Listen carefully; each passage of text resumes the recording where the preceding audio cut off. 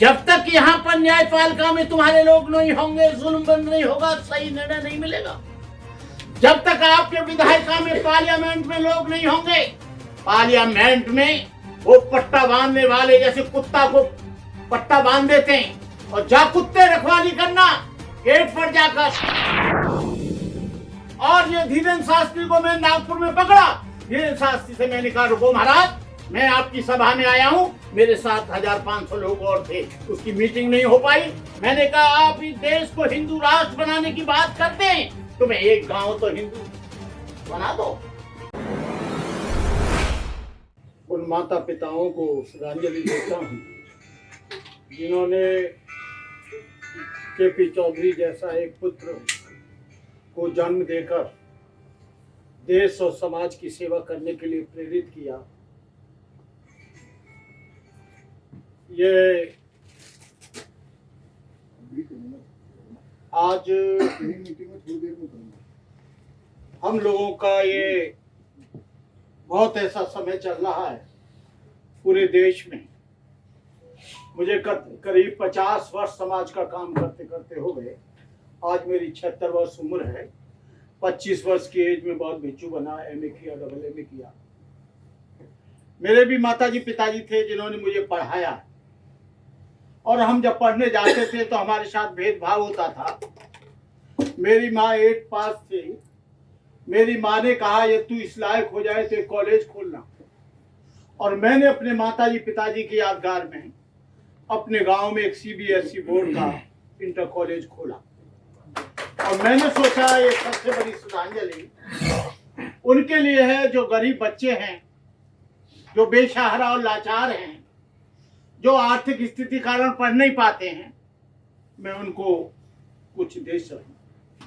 मैंने अपना पूरा जीवन बौद्ध भिक्षु जीवन में गुजारा। शास्त्री जी, आपको बता दूं कि देश का जो ढांचा है, जो सामाजिक ढांचा है, इतना अड़ियल और सड़ियल है कि उसमें हजारों साल से कोई परिवर्तन नहीं आया। कबीर चले गए, रैदास चले गए, गुरु नानक चले गए, अंबेडकर चले गए और रामास्वामी नायकर चले गए, लेकिन यहाँ अमीर गरीब हो सकता है, गरीब अमीर हो सकता है, ब्राह्मण अछूत नहीं हो सकता, अछूत ब्राह्मण नहीं हो सकता। और कहने का मतलब ये है, हमारे कई मंत्रालयों में हमारे जगजीवन राम जी ने काम किया, लेकिन आपके ही बनारस में संपूर्णानंद की मूर्ति को ढो डाला।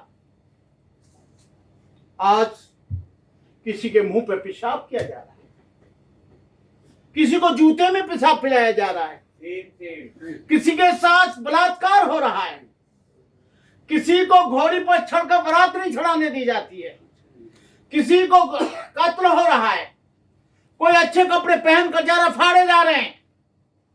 इसका कारण क्या है? जब से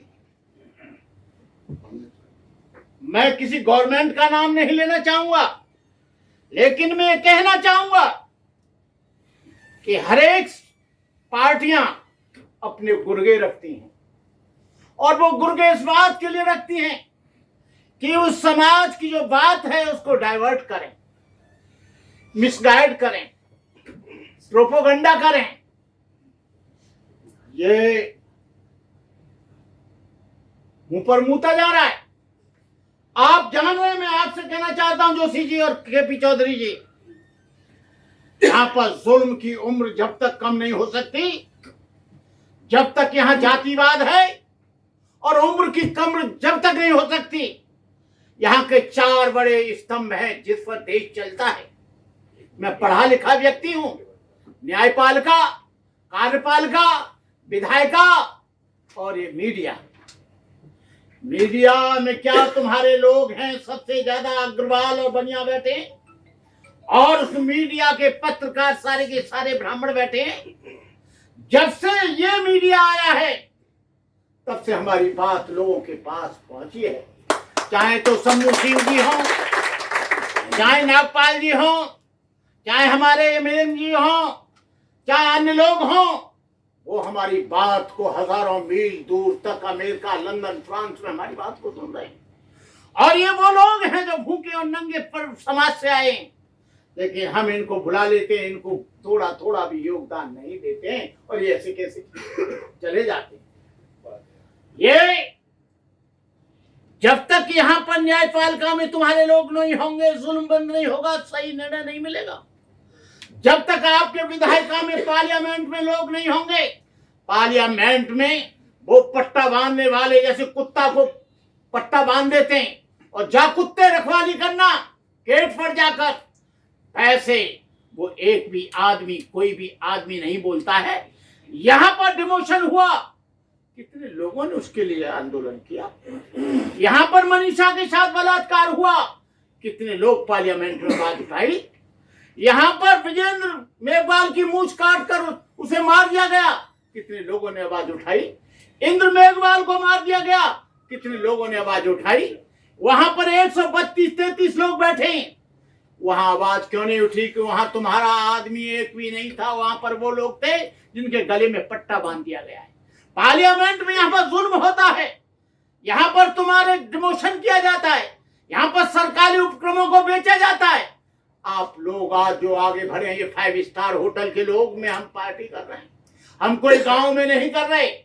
मैं इस पार्टी को एक अच्छी जेंट्री, पढ़े लिखे लोगों की जेंट्री, हाई फाई जेंट्री मानता हूं, जो हम यहाँ बैठकर बात कर रहे हैं। लेकिन उन लोगों को पूछो जो गांव में रहता है, खेड़े पाड़े में रहता है, जो अपनी बेटी को बिना किवाड़ लगाए रहता है, जो आदमी अपना गांव में रहकर मेहनत करके अपना पेट भरता है, उन लोगों को पूछो। मैं गांव में रहता हूं, मुझे मालूम है वहां पर क्या होता है, और आज भी गांव से जुड़ा हुआ हूं। मेरा कहने का मतलब यह है, चौधरी जैसे लोग और हमारे ओपी सागर जैसे लोग, AR जोशी जैसे लोग, जब तक अच्छे वक्ता, अच्छी बात रखने वाले पार्लियामेंट में नहीं पहुंचेंगे, आप चाहे कितना भी प्रदर्शन करते रहो, कितनी भी मीटिंग करते रहो, उसका कोई फल निकलने वाला नहीं। यहाँ पर बड़ी बड़ी भीड़ें होती हैं, जंतर मंतर पर मैं देख रहा हूँ 48 साल से, जय भीम जय भारत, जय भीम जय भारत।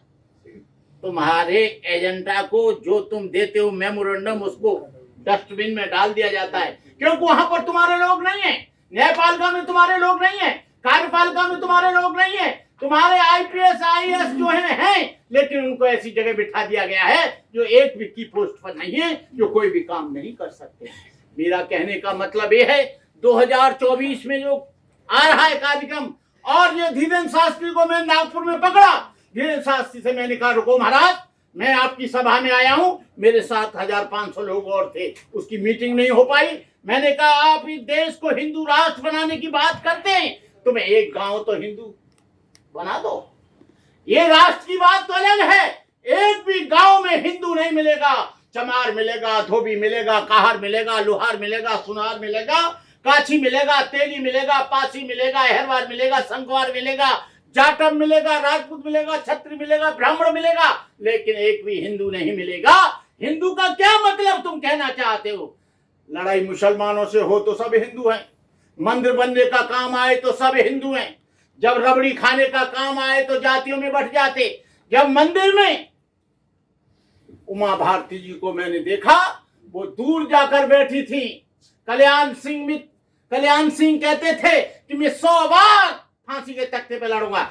एक भी बैकवर्ड शेड्यूल कास्ट के आदमी को वहां के न्यास में, वहां के ट्रस्ट में एक को भी नहीं रखा गया, और ये मरे जा रहे हैं। मंदिर बनाएंगे, वहीं मार खाएंगे, जूते चप्पल खाएंगे, मंदिर बनाएंगे, मंदिर बनाते रहो। केवल यहाँ एक कौम है जो बिना करे धरे, वो ब्राह्मण है। और जब तक सबसे बड़ा हिंदू ब्राह्मण और क्षत्रिय और वैश्य, ये 3 हैं, बाकी शूद्र जो है 6743 जातियां, वो हिंदू नहीं हैं, वो शूद्र हैं। कहने का मतलब ये है कि आने वाले 2024 के जो कार्यक्रम आ रहा है, कार्यक्रम बना लो, हम आपके साथ हैं। आज हमारी उम्र 76 वर्ष हो गई है, हम जमीन पर काम करते हैं। हमने लोगों को इतना जगा दिया है, इनका बाप हिंदू राष्ट्र नहीं बना सकता, संविधान को इनका बाप नहीं बदल सकता। ये पार्लियामेंट में बैठने वाले इस संविधान को नहीं रोकेंगे। हम लोग हैं जो गांव में रहते हैं, खेड़े पाड़े में, वो लोग इस काम को रोकेंगे और हम इस संविधान को कभी भी नहीं बदलने देंगे। इन्हीं शब्दों के साथ केपी चौधरी को मेरा बहुत बहुत आशीर्वाद।